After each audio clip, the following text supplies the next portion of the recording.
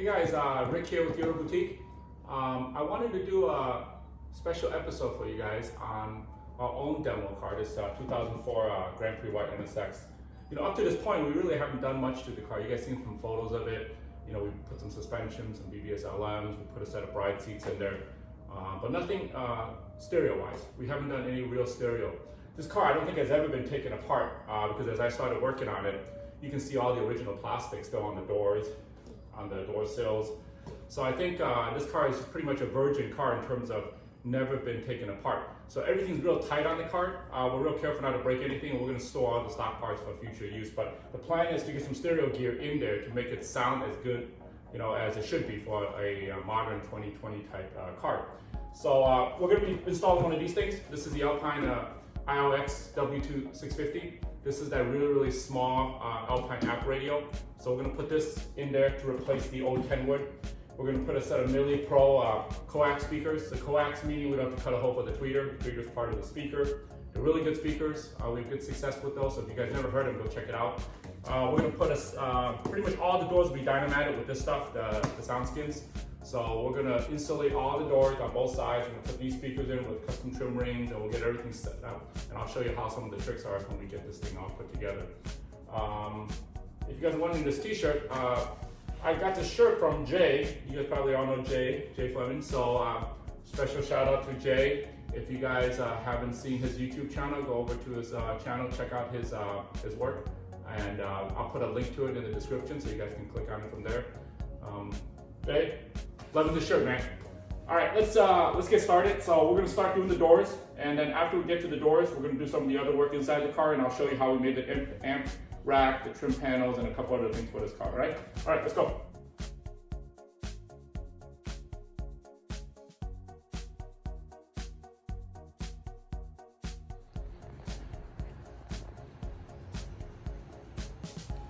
One of the cool things about this NSX is we did a lot of carbon bits and pieces to just give it a little bit of, you know, more customized feel to it. What we did here, you can see we took the factory pieces and we just restitched them in black Alcantara with red stitching. We did the carbon door sill piece here on the sides. And then over here inside, we got the steering wheel, of course, which you covered in another video. Our double din panel is kind of unique, this particular one. This one, if you look at it, it's an OEM panel. So we start with an OEM Honda NSX dash panel, and then so this one, because the panel sits at a reduced angle in here, it actually helps with the glare reduction. This is a pretty neat piece, but with this panel, you're kind of restricted to certain types of radios because not every radio fits this particular design of a dash panel. So our job today is we're going to start to pull the interior apart. You can tell the dash has already been taken out. We took out the old Kenwood radio we had in there, and we're gonna rewire. All right, so we're inside the car again. As you can see, the passenger seat's usually here and it's gone. I highly advise you guys, if you're working on stereo systems on the NSX, take the passenger seat out. With the passenger seat out, you can freely run all the cables back and forth. You don't have to bend in there. You don't have to worry about scratching something. It's only 4 bolts. Take out the seat, unplug the harness underneath, and once that seat's out, you get all this room to work with. So what I did here was I already took the door handle off. I took all the all the screws around the edge of the door. We showed you how to do this in the last YouTube video, so if you guys don't remember, I'll put a link in the description, go check it out. But essentially we took all this stuff out, so now all we gotta do is remove it. So to remove the door is pretty easy. You kind of carefully lift this door around this rubber gasket. You want to take care not to damage the clips. The clips break very easily. In this case, all the clips are still intact. As I mentioned earlier, I don't think anyone's ever taken this door off. Again, every door panel is different, so just work slowly. And once you get it off, you know, it just comes right off.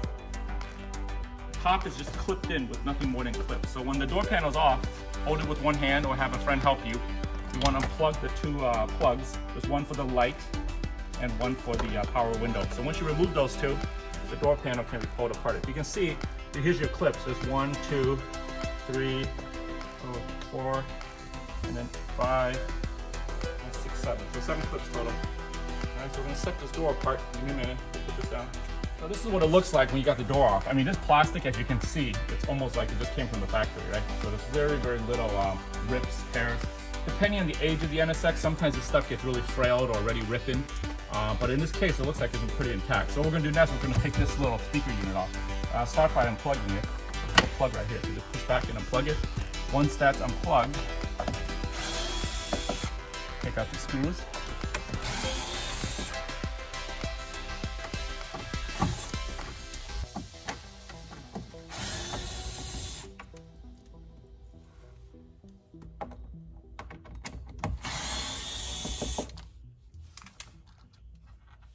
There's a total of 5 screws here, so just be careful.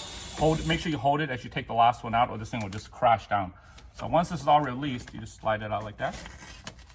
You can tell it's still got the original glue on here, but that's your speaker unit. So we're gonna set these aside, just in case we ever want to put the car back to stock. So now you have pretty much the door is naked. All the door pieces are off. As mentioned earlier, we're gonna be putting the Hertz speakers back in the doors, but to put the speakers in, we're gonna first completely dynamite this door with the SoundSkins material. And then we're gonna use these trim panels, which just so happens to use the stock locations. This is from SOS, you guys can buy these on SOS website, or you can make them yourself. But essentially, all the original screw points, you're gonna use 4 out of the 5 screw points. So if you remember, those 5 screws were removed to take the speaker box out.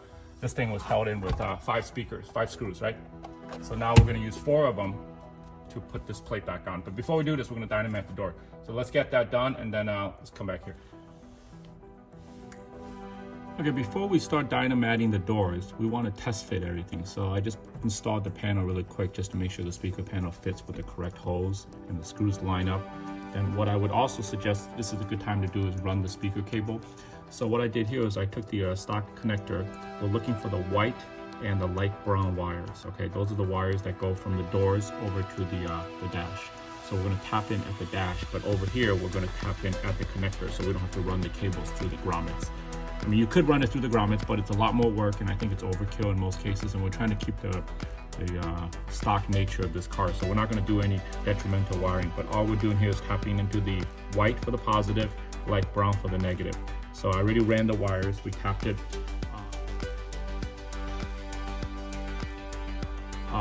I don't like to use crimps. We always solder everything. So in this case, we're going to solder these 2 wires. This guarantees you're not going to have a loose connection down the road. The worst thing with doing electronics in cars is that the wire gets loose at a later date. You will not know where that problem is, and you have to troubleshoot it. If you solder it, you're not going to have that problem. So I highly recommend you guys take the time, solder every wire you make the connection for. That way you don't have to worry about it later, and then you'll be good to go. So once we finish soldering these 2, we're going to run the speaker cable through the door behind the speaker before we lay the Dynamat. It makes it a lot easier if you do all this ahead of time. That's why the Dynamat's not in yet. So we're going to run the speaker wires first, test fit the speaker, make sure we have clearance for everything. And everything is set up, and then we will do the Dynamat last. That way we don't have to reach behind the door with all the sticky stuff. All right, that's it. Okay, so that's done. So next step, we're going to run the speaker wires through the door, and then we'll be set to go. Okay, we're looking at the driver's side door of the NSX, and one thing we wanted to point out here was the one thing different about the driver and passenger door. When we start removing this plastic, we're going to remove most of this plastic, keep some of it here for waterproof, but we're going to Dynamat the whole door. The big difference is you want to cut out this piece. This piece actually was part of the plastic trim. The reason you need this plastic piece, well, you can see we taped it back in here, is because it keeps the water out from the module when this piece goes back in. So it's important you cut this piece out and tape it back in there so that it looks like that. If you're wondering what it looks like, you know, when we remove the plastic, you can see this is the original plastic. That's the speaker hole at the bottom. You see how we trimmed out this section right here? This section is that plastic door. So this way it keeps the moisture away from the other side of the module. So now we can mount the module back up. You can see this thing goes back in. We'll screw it back in, and now the plastic module is in place. Once this is done, then we can start dynamiting the rest of the door. All right?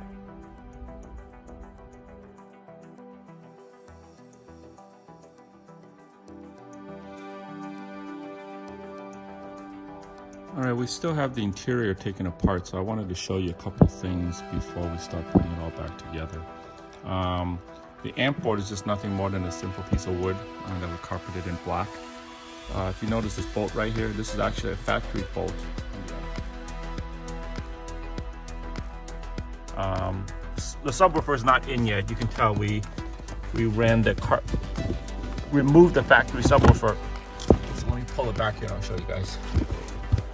So right now, this is what it looks like back here. We haven't started the fiberglass work, but this is gonna be where the subwoofer is gonna go. We're gonna try to put in two JL 6-inch or maybe a single 8, I'm not sure yet. If you notice on the 2004 models, there's this ECU looking thing back here. This thing kind of gets in the way a little bit. On the earlier generation, that module is not there. So it takes up about, looks like 2 inches of depth.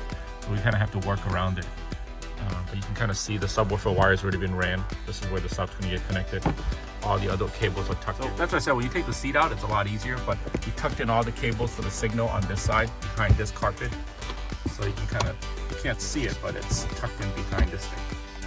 So underneath here is where all the RCA, they run along the side, and then just feed up right to the amp. We try to keep the connections as short as possible. If you were to put this amp in the trunk, of course, all these cables would have to reach to the trunk. So it's a lot better to put it in the cabin if you can. It just keeps the wiring really nice and short. You don't have to run any cables. So the subwoofer is going to go in here when it's done. Right now, that's not finished yet. The doors, we still have to put the door panels back on. But pretty much everything else is done. Here's the passenger door. So that gives you an idea what it looks like right now. We'll put the seat in very last. When everything's done, we'll put the seat back in. That way we don't have to worry about the fiberglass getting over the seats or anything like that. I wanted to give you a close-up look at the Alpine IOX 650. It's pretty much installed in here, ready to go. You can see it's really recessed in this unit, and it's because it's using our recessed double-din panel. We deleted the ashtray, obviously, so there's no more ashtray. A lot of guys are asking, well, what do you do if you don't have an ashtray? Well, we have a couple things. We have dual USB ports hidden here. These are nice and lit up, you can see. If you don't need them, just close it up. You still have your coin tray you can use. Down here on the side, we have an auxiliary cigarette lighter plug hidden. When the seat is back in here, you won't see it.